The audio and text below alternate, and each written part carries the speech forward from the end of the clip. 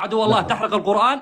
إذا كنت رجل اثبت حالك، أنا مسلم وأشهد أن لا إله إلا الله وأشهد أن محمد رسول الله، تمام؟ أنت خنزير وأنت كلب وأنت ساقط أسود، ما تحميك طول العمر عن أبوك ولا أبو دولتك ولا أبو حتى أنت منهم. تحرق القرآن، والله العظيم إذا أنا أتأبد وأعرف حالي أموت، تمام؟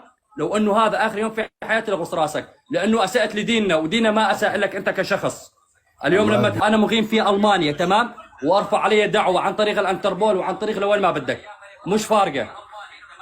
أنا سوري وأنا مسلم، في الأول أنا مسلم، ثانيا أنا سوري وأنا من دير الزور، لكن إن شاء الله الأيام تثبت بإذن الله. لا تتحاسب عليه إن شئت أم أبيت، وما في دولة تحميك ولا أي قوة تحميك. إذا ما حسبناك إحنا يحاسبك ربنا سبحانه وتعالى.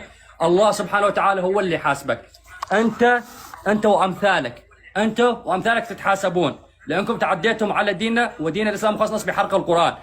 اسمع، كتاب الله، أنا يمكن أنا تمام، إذا شفتك أبحاسبك، أجتز رقبتك، أفصل راسك عن جسمك، هذا أمر مفروغ منه، ما بد اثنين يحكم به، لكن الهم الله سبحانه وتعالى راح يعاقبك عليها، تمام؟ والله إذا شفتك لأنحرك نحر، أقسم بالله كيف تجيب الخروف لأنحرك.